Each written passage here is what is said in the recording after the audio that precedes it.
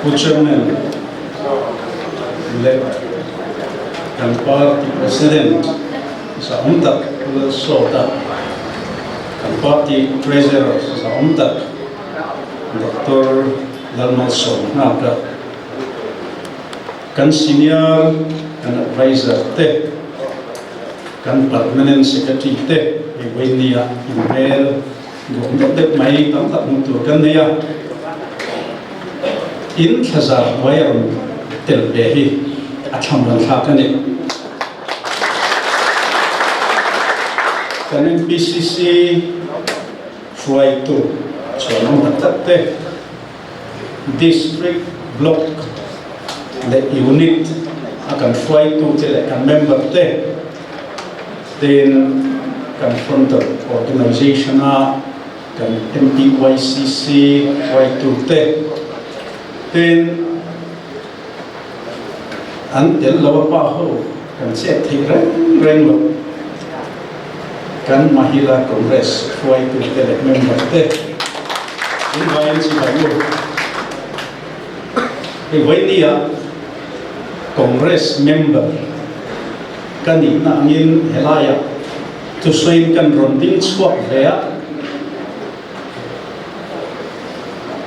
ama katiang renga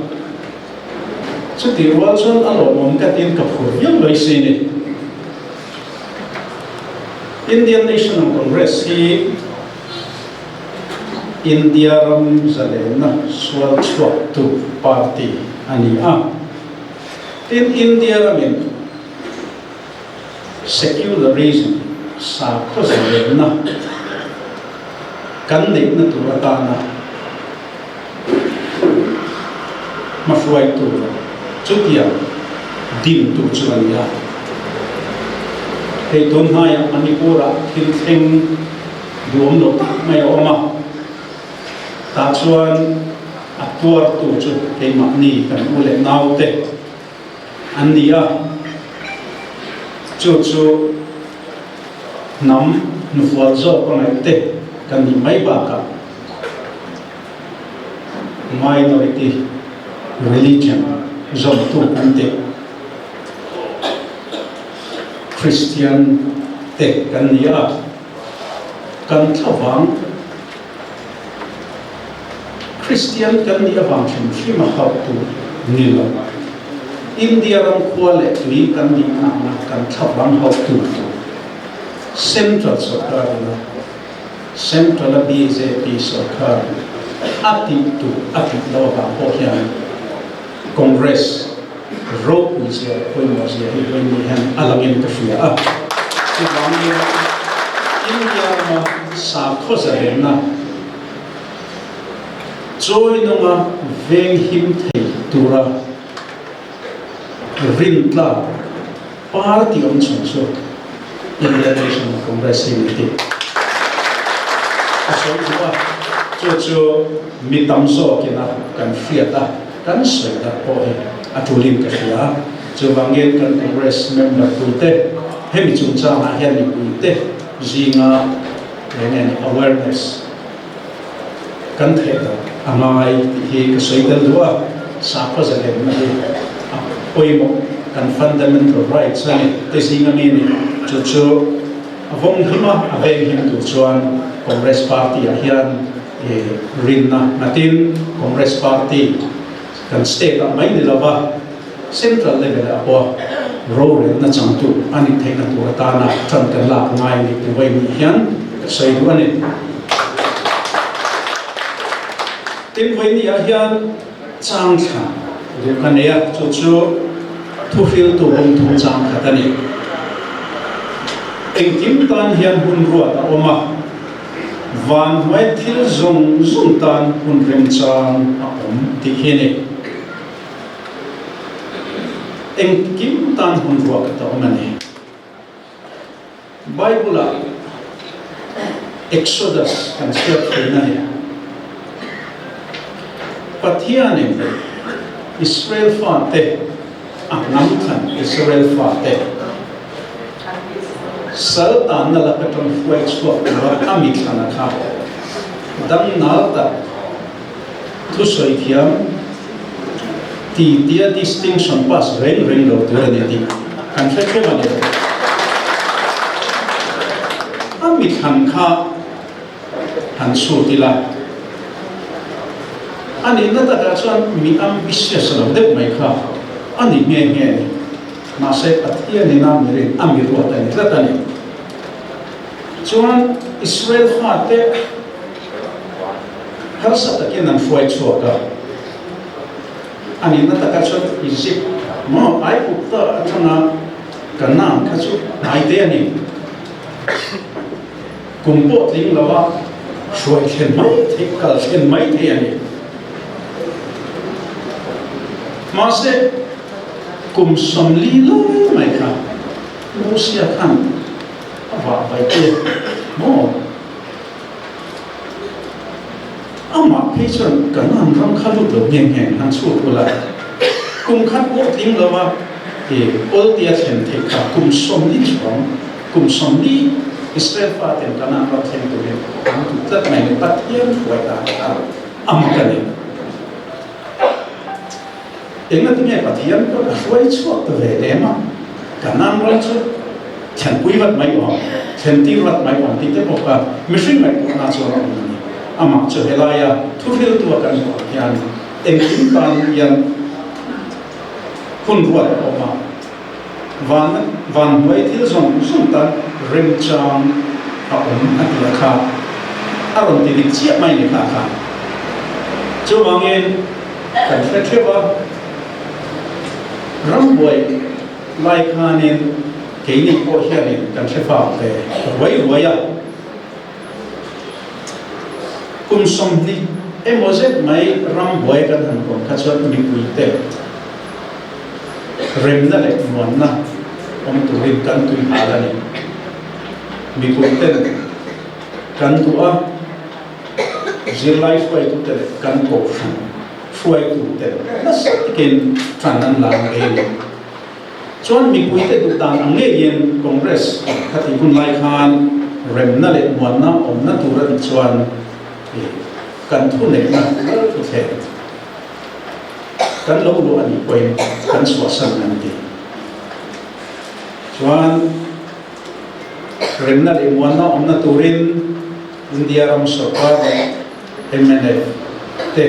anhan India a reita anin ya ani chuan khati ka ra khan mi man mo le enge mo tham that lam tum de mi khen khat kha chu chuan an ha pe lo ani an hir pil de ani amai ro chu a hun aron sen chuan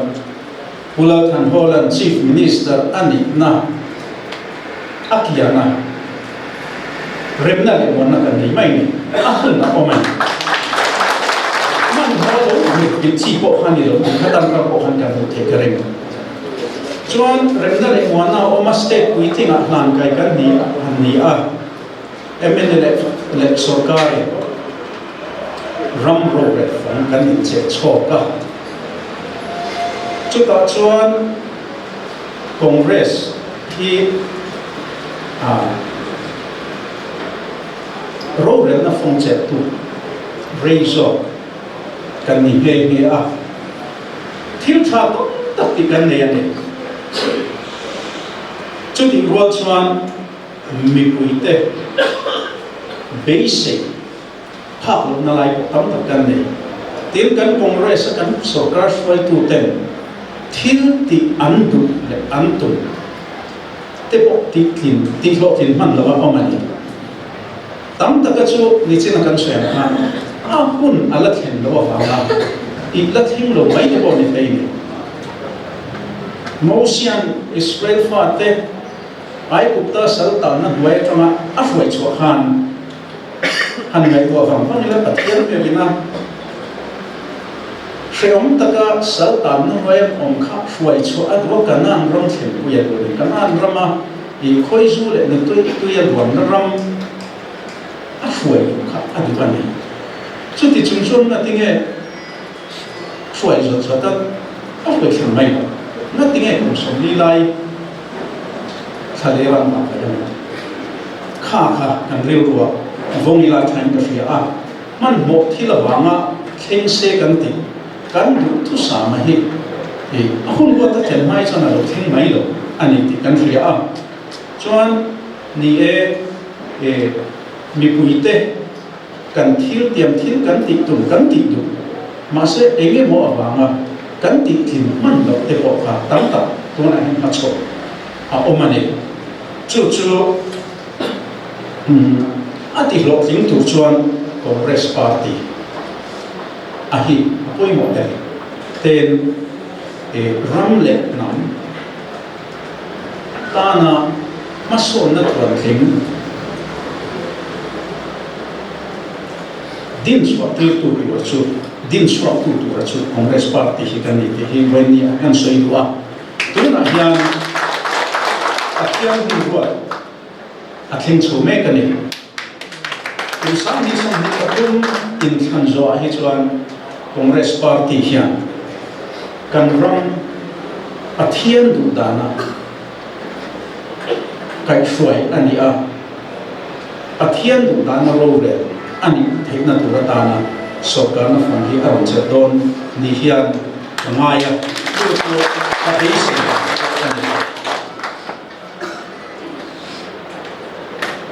ten tuna hian ke ni Congress foi tu member tena kan fiat tu atana kan mai in fiat sa te po ani anga ma sela thil tam tak he ngai tu na mang le lawa hi kan lo en liam mai kan lo lun liam pui mai hi a om ve ni chung ji nga chuan kan bu chen em ma chu Congress le MNF hi Mizoram ma chuan in party rural le kiam ber chiat lai ber po nghiệp tất cả vườn tất tu tham nhân tất này tu bên này à mấy lúc cho sarkar nó phóng sẽ thì tu khó hấp thính tu cho nên party vườn nghiệp của lo neutral anh đi ăn chơi khát tiệm hộ khách nó lắm khá sarkar nó chẳng cần chuyện nào tun ma zon ka chuanin Congress basic kan phap lo devented MNF mi puyan tlana neutral ko MNF kai basic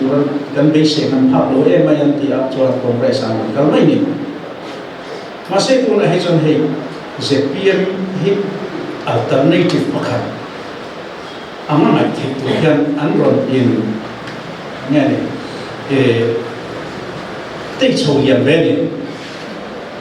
mi tam tak chuanin Congress le MNF sarkar chu kan muto alom le nge an that po kan basic chom lo kan rim chom lo ma se ZPM hi han en sin le la ti atam le mai ni political party zom tumaril kan siap ma kan ram ve taka kan ti ho na thin ram ve si ma se political party a han fret si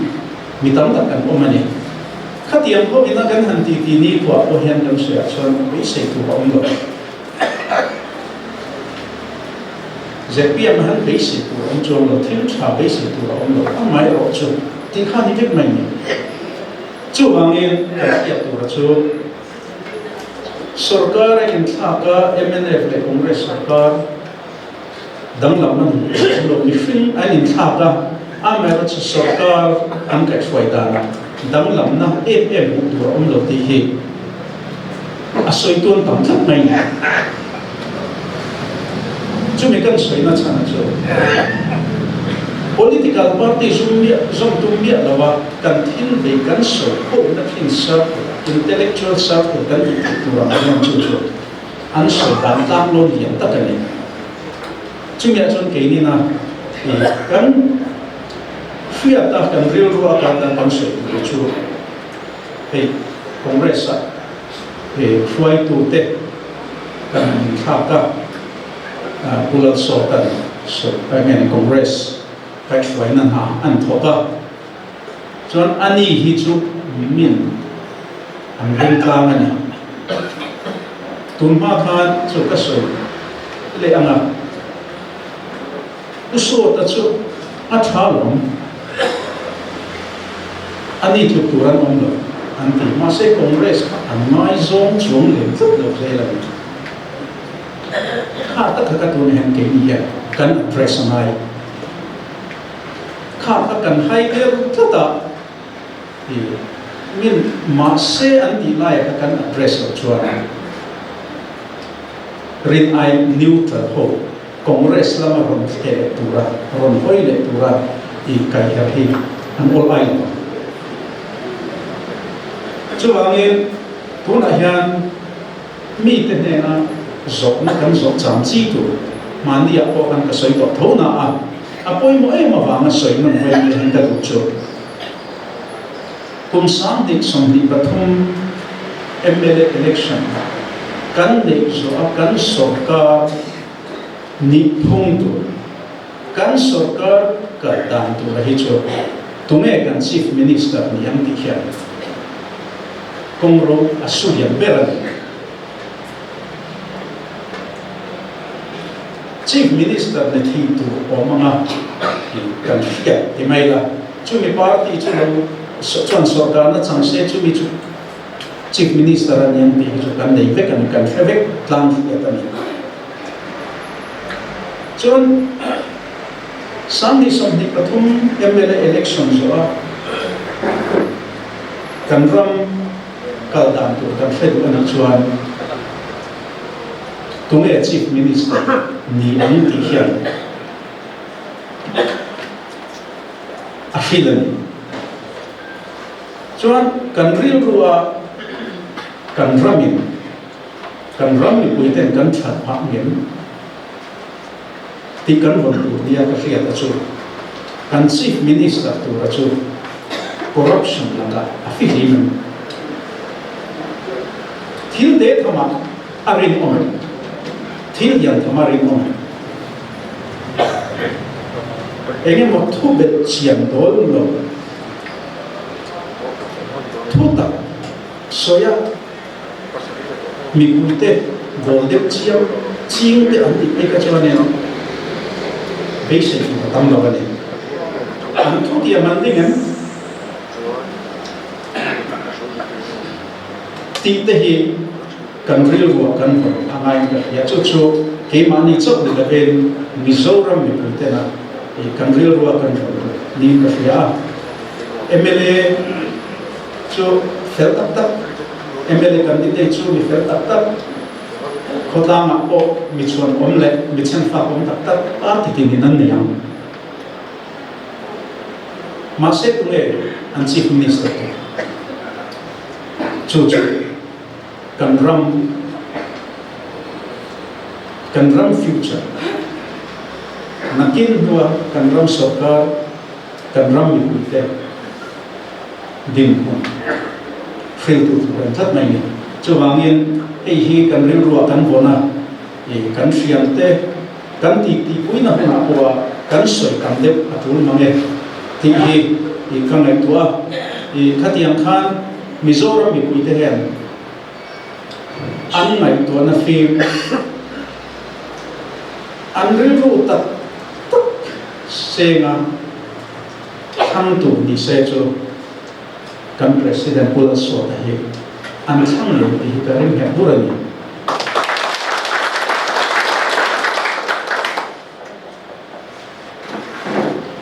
ten chu mai chu ani la va pa ti tin te hian enge kan manifesto kan da enge kan ram kai shoi dan tu toma ruam na kan le kan ram le mi puiten mason na hel ne mason na tuan thim kan ne na tura dan ek ma chu nge ani ti hi kan fiat oi mo a chu Congress Party na achok kan de te hi ke ni koi na soi chmong thiam tura kan ne ben a thain ka ria a e tun na ya taxi ya te kan chuanga driver te po hianin an ngai ven ku maya kan taxi chuan sung hi ari lo ma ba de thina khia chang te kan ya taxi driver po hi ti puin mo thi ni ya mi tim mi tang hi an phura politician lo te ko pol na sa be a chu wangin mi ti teleng va vel hi an khetama ti pui tla ni ya poisa sen tu atam lam mai ko mang lo ya ni kan chuan sung hi arei lo ma e mo chu ti tu hi aum fu ba ni chung ho ba po chuan ni hei kan ngai to a ti pui tla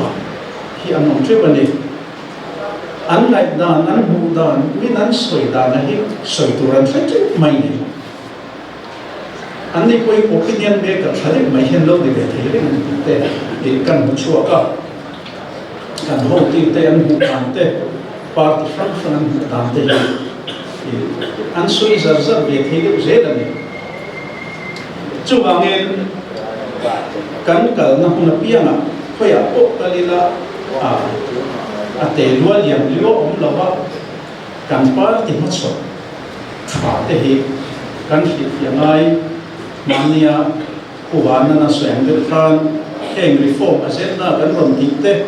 Trump put na kan ti le party manifesto a kan ron ti lan tam ta kham te ne na kan reform agenda te a in cho be dan a in min dan a tran ho that dan te kan soi chuan min lo hi om lo ani dia a dik view in ka sia ka soi tong kam mani kan sung te kat lo a hi congress som be ka tuma katia atira ka chuan an hel ve de wani ma se kan soi ta ka chuan e chu ti chu zom va ro an ti ve le thawani katia ni chuan tuna hian min apula wal khevak lo hianin opinion hi an lo siam na sa ve ni ti hi a hriat thak mai ne mi ti leng ve la tang hian ngai dan hi an lo siam ve ni chu ke ma dia o hina di khop mai social media khoi mo kan han share idea le opinion kan nei em lo na po a positive zone comment ko ton chuan thale to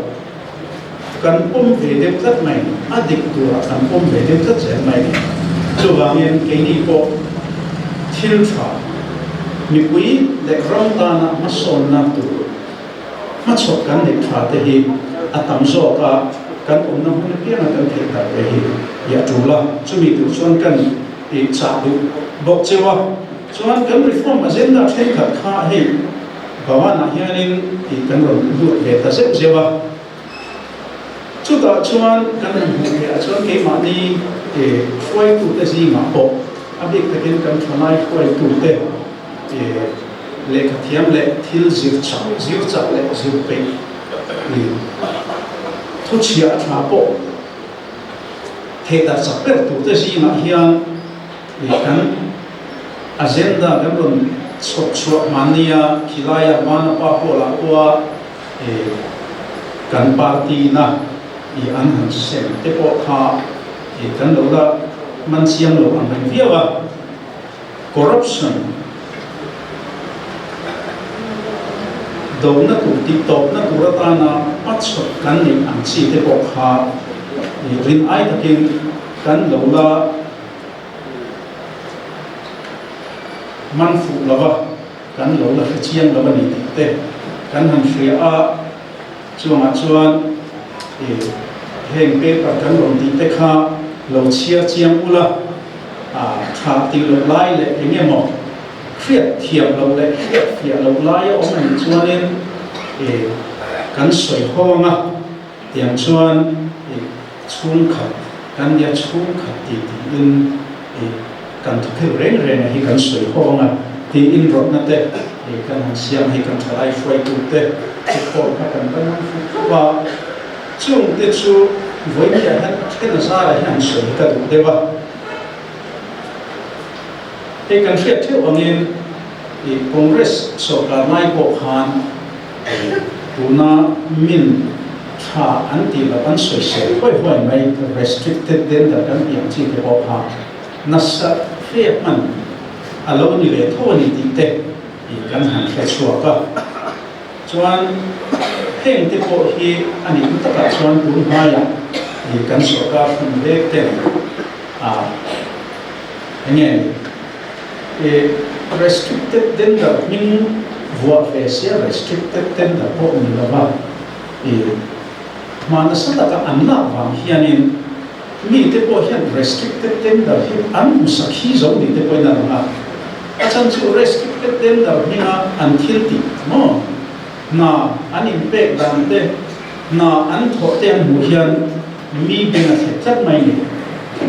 heng te po hi ni na ta chon da na oma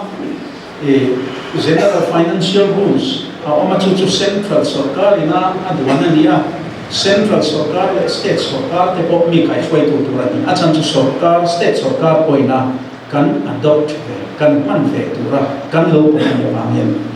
tin chu ba ka chuan congress sarkar lai khanin ko fia the Mizoram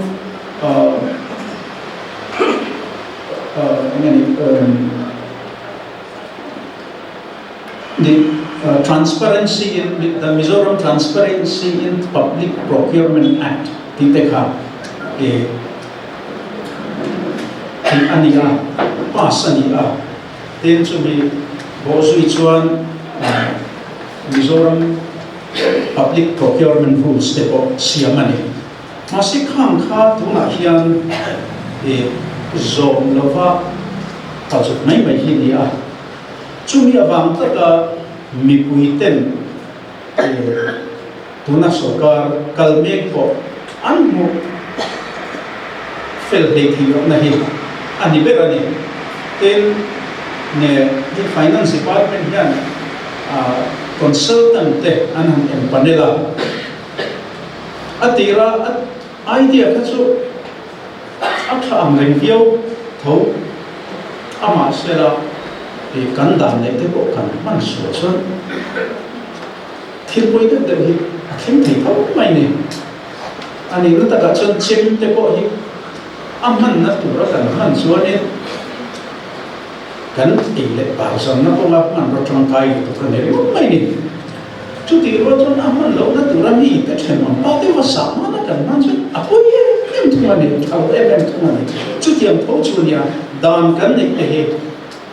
aman na tura kan man lawa aman lo dan tura kan man chuan rampoi mi pui te tata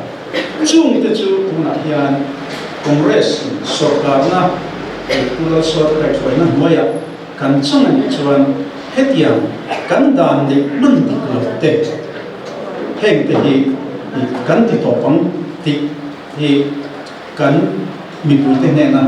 kan promise mi pui te ne na kan thu ti amani then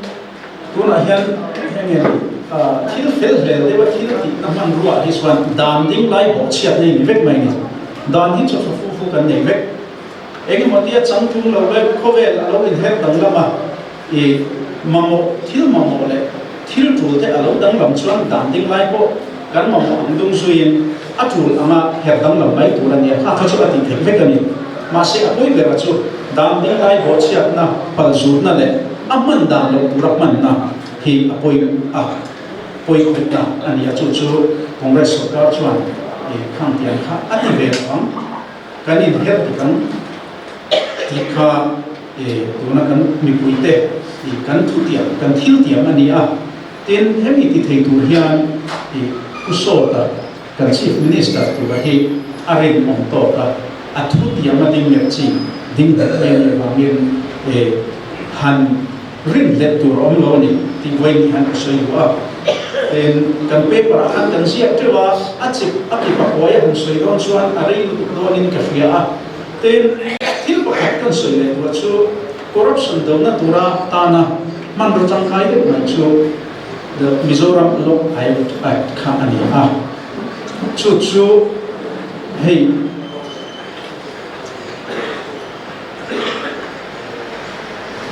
tuna kan han mang chana Puhola Chief Minister Lai Khan Law Act chairperson appoint to rin ma la ani a chuan appoint to ra te po khami hun Lai Khan and short lisa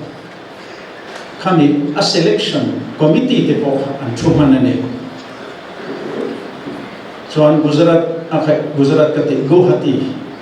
High Court Chief Justice member pakhat ani a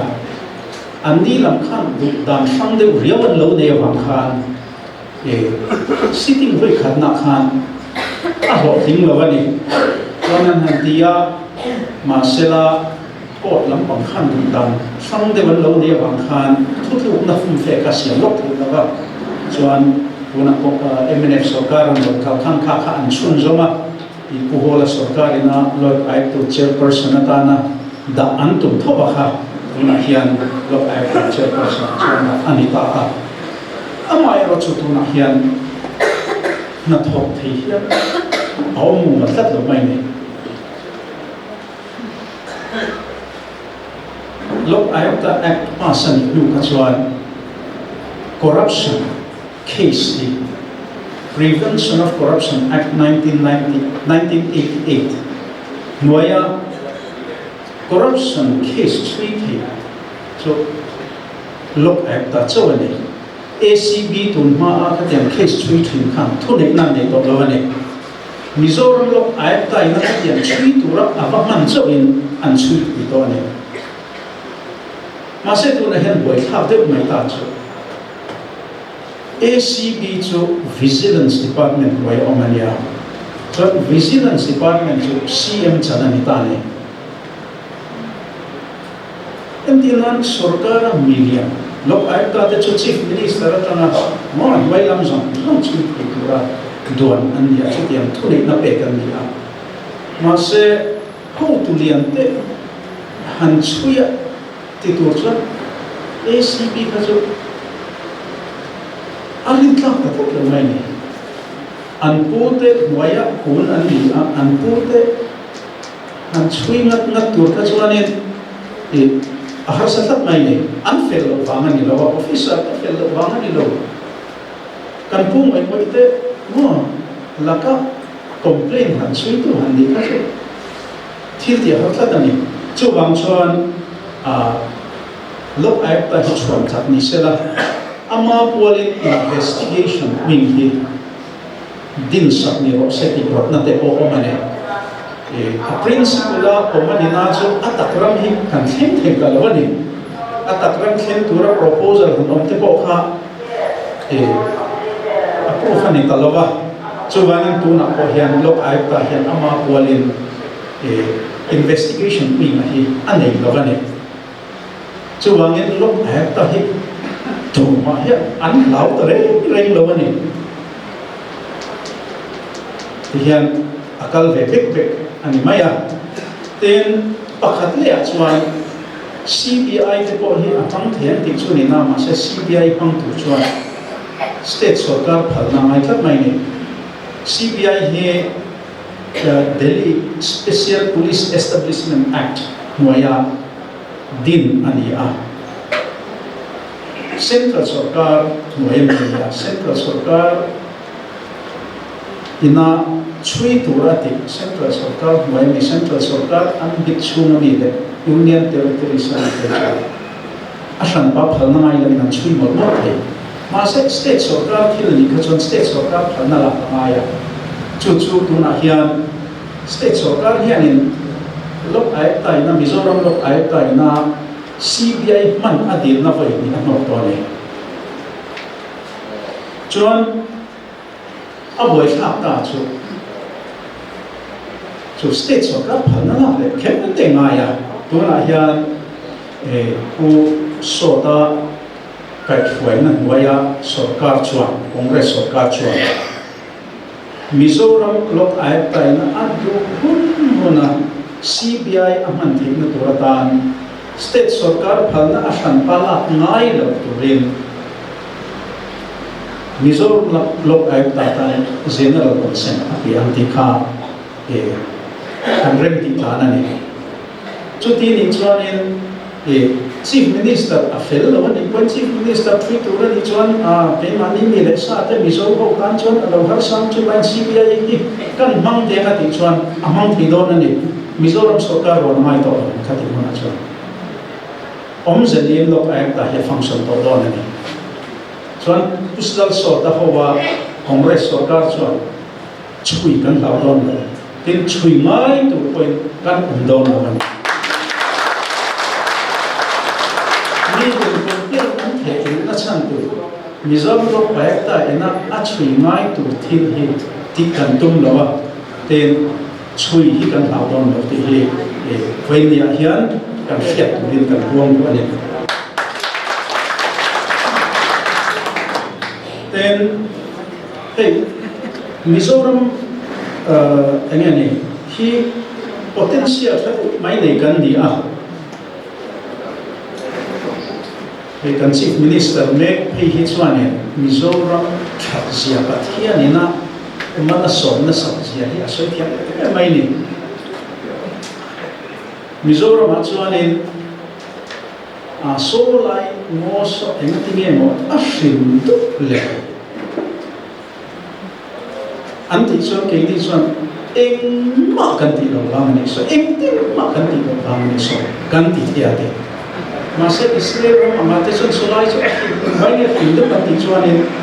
mas taka irrigation tene plantation tene na anti bang hin te so ni ke ni chu eng ma kan ti lo bang ni a hin du zo ta dia tia adik mai ne thil hi a thad mai papa I asoi de kan ya khami chung chang hi cho adik lo ti tu rom lo adik chia ma se he tiang ko ba ram kha potential ni khasia hi kan mun thang kai thi kuang he kan la pang tang kai la wa nati ke congress reita ka sarkar to khan mi chung khan anti lo ti zo na te pot na then kha chwa an ron zo tho mai se ma se ni tina kan chang thang tho ka thil in tan kun ruat pa man pathia ni na kun dia chuan kan ron ting chok lo ni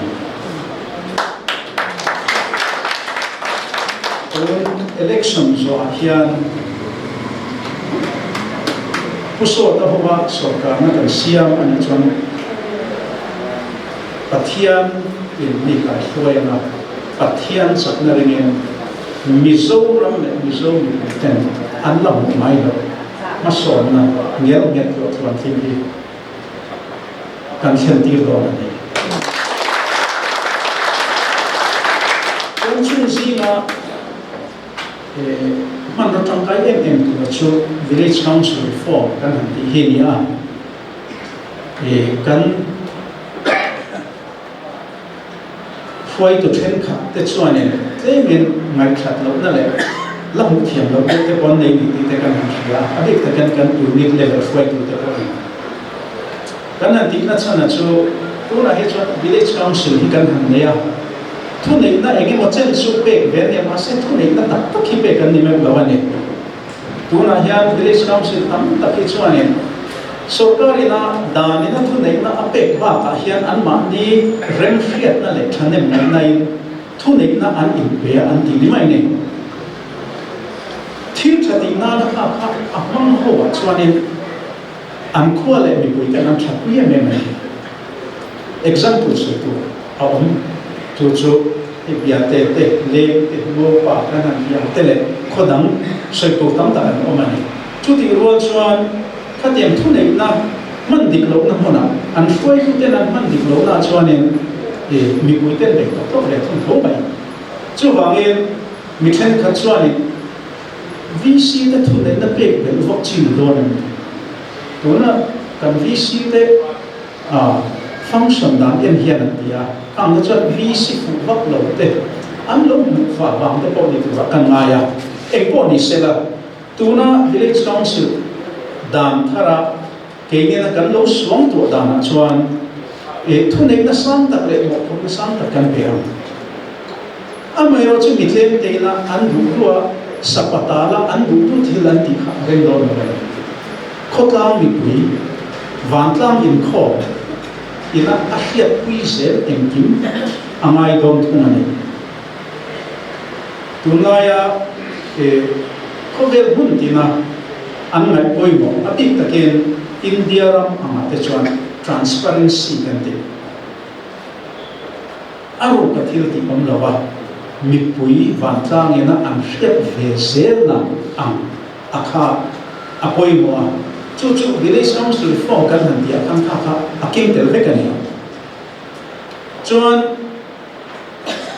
village council thu lấy na kan pe lang han ti kha thu cho kan ni dom lo ni atakin ani do na tu na hian hemi ni kan han soi puya thing tlang lama fuai tu te le paron kai ho kan han soi pu hi chuan an khu re em zela ni khothen khata hey number loan rural infrastructure development fund an tia chu Mizoram sarkar hin kumtin vital chi sa somma ve the kan chang ve thina ni chung atang chuan agriculture link road te kan han dia khatiam an ma mo zol ne kan fiat poi mo zol dia fiat proposal fa local te kan chu approval te po pek ve ni a chuan chu tiam sarkar ina pek ve an lo kala min ron muthina ni tun ma thang to khan CS kan lai le kan ni nuwa ko na an han thoka an mi ta tlung lo ni asan chu contract no an na thok tur an in than dan kha achiam pong lo ni he ta thok tur an tia te kha amuna local a thok tu ta te khan mu tur no le si lo mi nam lai te khan an thok le lo ya mo chu mi yom zia chu he lai khan sum an la ama se an thok chuang lo he ta thok tak tu kha chuan in sum enge mo za po pe na ni ma an thok chaw ni ti kha chin me ma ya an na thok quality ya an lo vil that u ya wa mi a tha thok khat tu ra chuan kan na ya ma se du thu chu sam lo ni ten ma dia khan min ron bu le a he na hi an thok cái một chiếc này cho anh thòng dấu đó anh tia anh lồng kia nào anh mới nói chú anh đi về cái mình bây giờ sarkari na sanction hianin khotlam fuai tu ten zau association ten hian thok tlang ula nang man ni hian thok ta ula enge an ka tia anh đi chọn cái ni chọn thok ila tu ai tha hian kan thok ma tuna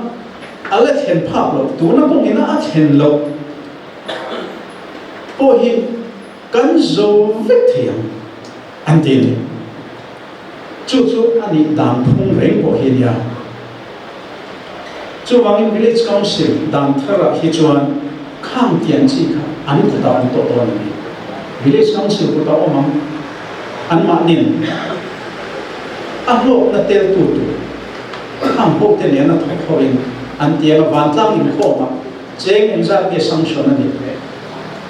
eng na chi hi nge thok tu ra ni eng antina kong siam tu ra ni eng ang kong nge eng tia ga za nge eng ang thu nge siam tu ra ni ten kho chunga drain siam tu ra ni chuan eng ang drain nge siam tu ra ni eng ang lian nge eng ang thu nge tu ko kha van tlang sia tan pu ma ten helai mitlem te na khoi na ven village development committee oma ta chuan VC member te ba ka khotla na paron kai ho van tlang in kho in development council member a chuan heng hi tel ro se tia an thana te khan tel do ni khatia na ni kha chuan na hi kha don em ni report mai ne kan hiat che wangen PWD estimate nan han siam reng a hianin contractor ina profit alo net ve tu rahi te sia ni chu 10% ve ti ana se 10 to 15% te ani thina ni khatiam te han ti la ko tang foi tu ten han thok san ni dang to takin na cha el tiang an thok tu ko a kon chak to profit tu ra te bo ala chong kha ka chu ko tang foi tu ten na ni ka chu an ma mo an mai pui mo na na le mong le bai do sum na tam ta kan hu do na ni tin thil tam ta ti thi om bo chu hey tun lai chuan thing tlang ko chuan kan the in ka ringa thing tlang kholam panga nge ni kal thang le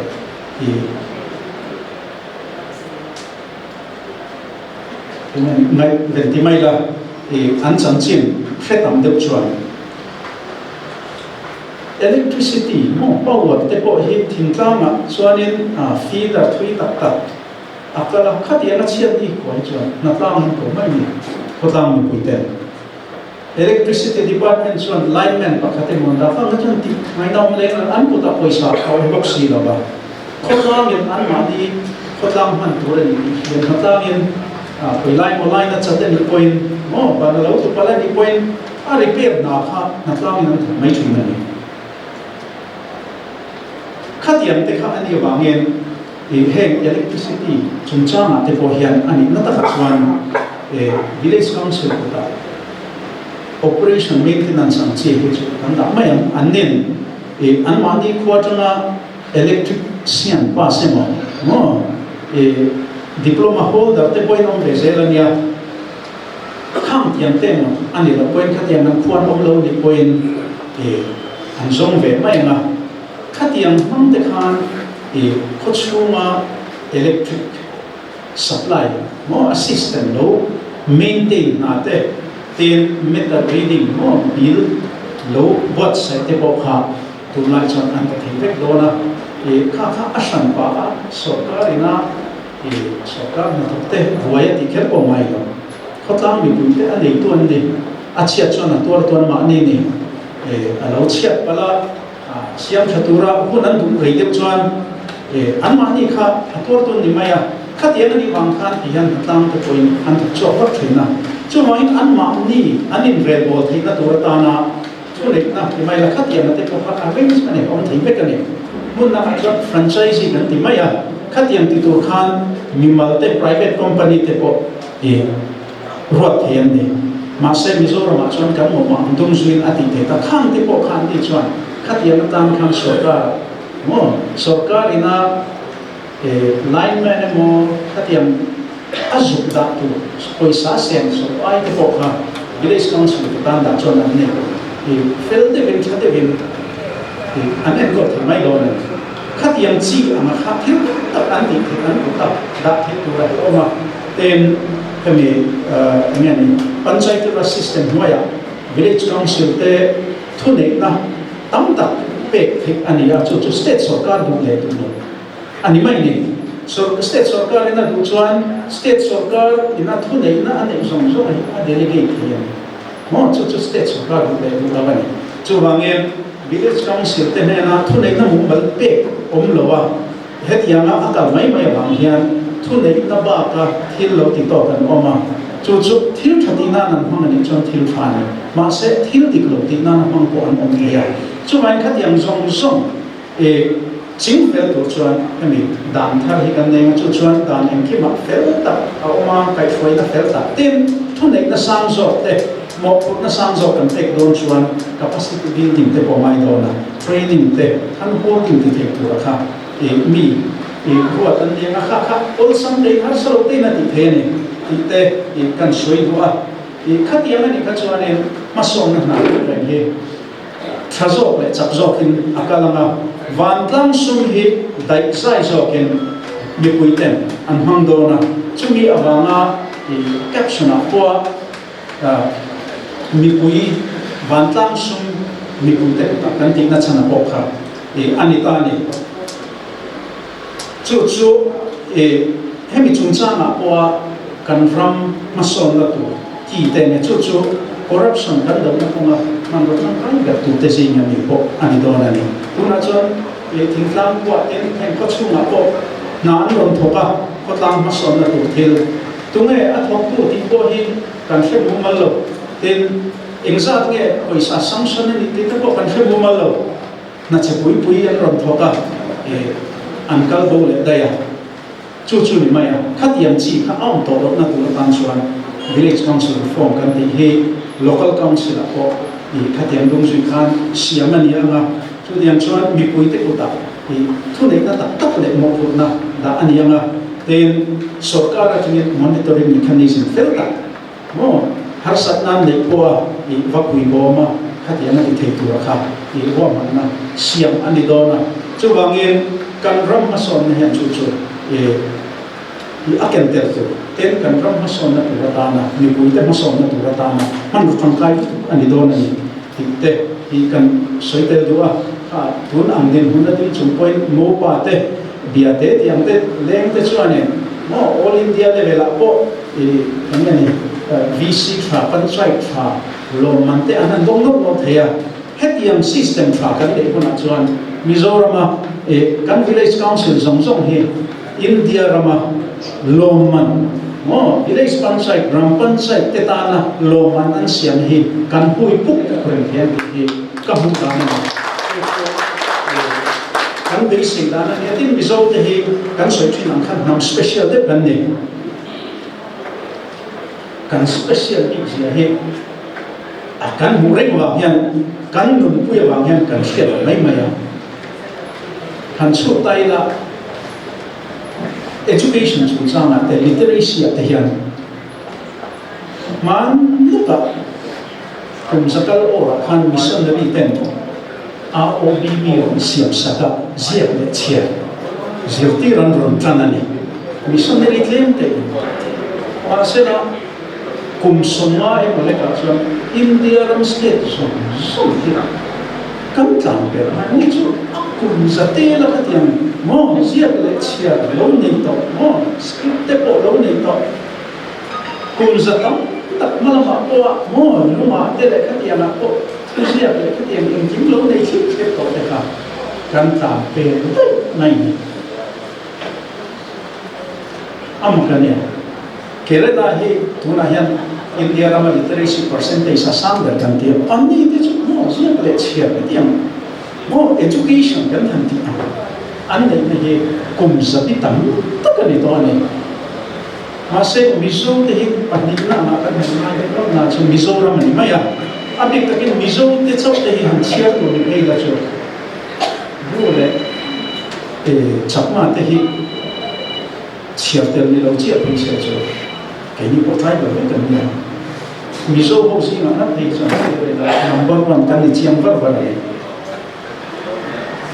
ten sa ko na lam ko mizo kan pi hu te chu hiat lo ka hiat ya nia missionary an ron kala Christianity mo an ron thena kumrei lo te Christian kan in pek na pathian zon so nam pathian zon so nam kan in ti te ko ni a om lo na hi om lo ni India rama hian khatiam state taman joy country on state tribal state ve chong te poi han en kula ke ni ang anom ya India ram le khovel hun na ko hetiam ang mishing ti mai la nam hi soi tuan om lo ti khin chu wangin mizo te kan special athalam bo chi kan nia athalam bo kan nia chu wangin athalama in foi ko ma hian ma kan do na i congress sarkar sang dik som hi pathum election jo pathian zara i aron dinga ni chuan mason na mizo mi kuitena mizo ram na potential kan ne ani na tu aka thimpi tu tu a chu sarkar kan din do na e kan sektel do aba ka hian soitur tam ta om education reforms te po hi apoi mo tu mai ne mithiam tam ta kan pa ti chunga ko kan nei ten university te kan nei ya mithiam ta kan oma chuan kan pa ti chunga ko education reforms subject khoi tu te an oma na an thok le kan ni te po kan hria ni chút thì cả là chuan với một điều mà cho miso thì literacy ở trong cần sang này mấy rồi cho cái education quality ở hiện được thu sang rồi này India là mà hiện first state mà an education system hi a thale mai kan lung oi to ke tian om ya lo chu ti ka ra chon Mizoram pe chu a thalo le so le bun chu ti mai tu ra ni chu mi a chuan kan zir lai kan curriculum te tem kan in zir ti dam te exam system kan nei dam na te hi a fu to lo ni oma hu na hi kan nei ani a chan chu pe ni Mizoram ko na ha kan thok thrina chuan a kan thok na state te chu Mizoram ai ko in literacy te sam kan hiam dai ama sela an education system ne khu CBSE syllabus zone kan ti ang chi te private school ang chi te ke chu an thave ang ren khop maya khama an zir dan te le helai kan zir dan exam kan contact dan te kan han chu chian a fellow siam sat nai hi chu a omani hi mole kan ti ne tu na hian kan exam conduct da na hi ten sarkar ina school tha kan te na ten mi pui pui na school tha kan te na hi chu exam marksam mo board exam marksam kam mark te chwa te hi an tlang ku ya te na tur engani om chun kha ani ang reng box ya hemi bang hianin kan kal thong hi a photo talawani kan in safety tan po exam oriented in kan titane chuan kan zirlai an thiamem an thiam tak takem chumi atang chuan an nuna nun pui tur thil an chare ele barzon koma mi puitinga an em serchwa na turatan man ruwa tangkaya an mang them ti tam hi a rivak lo mani kan ngai koi mo man vak lo a chan chu exam board exam ti thatu mo result hanei turin kain tlang siat lata chu wangin tuna kan han ngai koi mo chuan a curriculum siam that kha pakhat chu ni ta sela exam system hi tuna new education policy, national education policy, samit somni. Tena hemi akwa ang chunga tho hianin siam thata herdang lam hi chu amai mange mi state nan tiang copy modlova ke mani state na kan mo ang dong suya thil ti te poi va thul em ti hi kan rel ruwa a oma a chan chu state pona na han zonga confident taka na zonga han sok dat tu hian Mizoram chunga kan sir lai kan set so te he hian confidence an le sang le chat mai he engani atil tu ko khata mi tlata chu wangin hemi ko ma ko hin curriculum te siam thata tin kan exam system te po tha dang lama kan sir lai ten thiam na tak tak kan pok chho thang na turata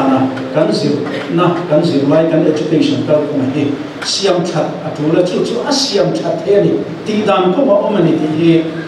kan mi thiam te hian an fia chumi tura chuan ma chok chho ko kan ron ni wala kan ron ni kan sel don ni ti kha kan soi duwa ten thil poi mo tu dia ka hiat pakhat chu hey thang thar khovel alo thanga khovel alo in her dang lama ele barzon ko ate kan kal tu ma dang lama ni to chuan nasa takin dang lam to tun hi chu information technology wo dan tia khatim din huna tim kan ni to wang te hian kan value system te ko hi dang lam view to maya ten miso nun phung zon moi kan han ti am chi ayo puza na te ten engen ni legal sem ram dam ABTT kan ti ang chi khang principle tu ma kan pi pu te na kan in sir tir dan thlu te kha kan thau thade tia la chu ting rol chuan ni kan khosa khun antina van pa te tai te sen te chu mizo nam ang kan chung chuan kan engen heroes kan idol tu te andi ti hi achiang ani amai ro chu lai thang thar te hi chuane vana pa te tai se te se na te an ro wi na kha an zo ko pa mang to lawani an cha chu khosak dan kal phuma dan la to wangin an in relate tiam pa mang lawa an chan chin kan han sia ko an thon thu sia te mai to ne chu wangin khang rual khan an na ege sil tu kan ne an dia tang khan ege la tu kan ne ti te kan sirwa ka han tun la ya kan michuan om ti po hi an chan chin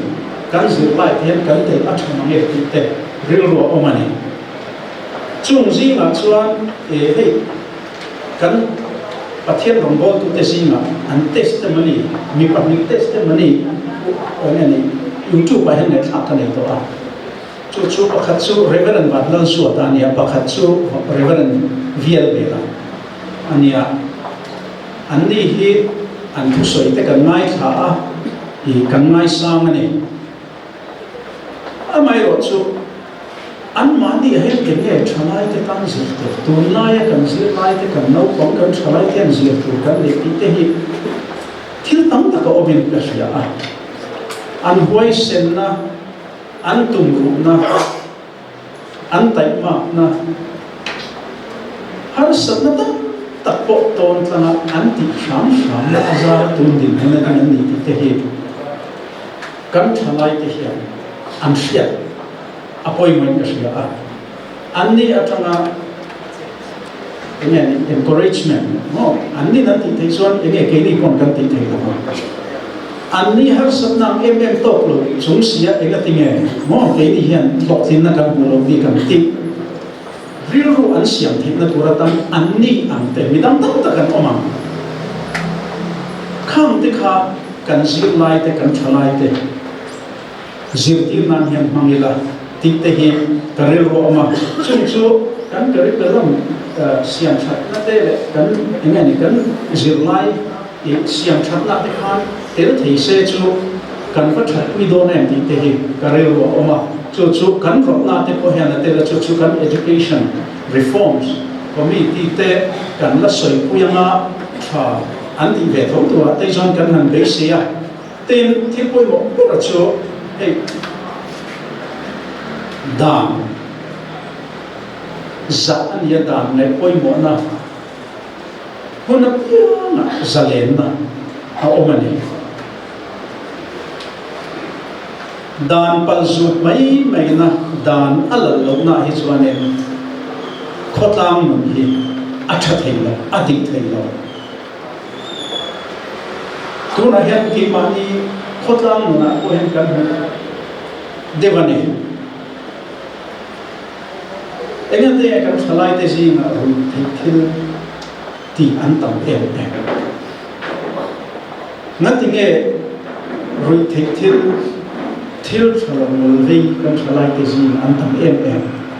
engatinge chutiam thil thalawa wanga kan thalai te nunna chan an tam em hi kan na to mai ka ria a chubia chan achan gul pui pakhat chu dan ala lo dan in om zia nei lu to ka tuna chuan dan poi sak nei lo apal zut na sa akwai sarapian an ding chang ma chu ti thek hian thil ka tap mai ni helaya danan bochia danan palsuta alan danan chuanin thil thadin hun than chang tap mai ni chu ti ro hi dan zoma thek to chpa ti ve ram te ka chu an bet dek tat zok zel mai ni khatiam hutu tan kha chuanin dan poisa atul ti na ri ru hi atene ke kap mai ni chu wangin hei kan in en na tu nin ka ria ke mani helaya voina lo ka khom chok te pon ni la ven mi zo mi putena kan real ru kan von tu kan mai koi mo tu nin ka ria enga tinge ka thalai te ru the thilan ti na sa enga tinge kan thalai te zinga ru the thil kai hune tian kan enga tinge kan mi pa te thalai an thi tam em big te hi enge chan kan ti chuan thil tam da ko mang ma se chung zinga lian be ba chu dang la tat lo mane dang so min om sia nei thui lo dan ang thapakala thoi taka thil kan ti in lu khong ani phak lo chuan society mong tharo chen tla tani dan bo chia in an bo che bo pora ham that nan changa an chunga dan ro re na le ko om si lo chuan kha khan thil thalo ponga mi pui mi kai foi na satlat mai ni chu wangin thil poi mo usota hova congress sarkar pathian zara kan din ani na chuan dam lalna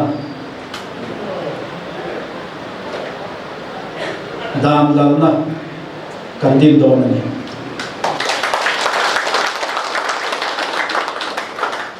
rule of law kan hanti tuna hian achem ani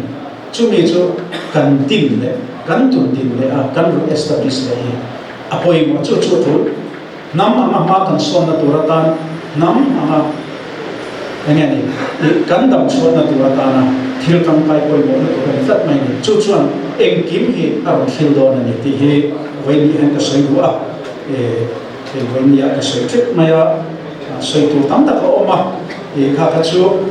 amal te takina kan la soyanga group am te point mimal am te point kan la ti se langa kan soi honga thil tha kan ti te midam te na kan ku da tlam ze langa chu mizoram dam na to mizo mi te dam na to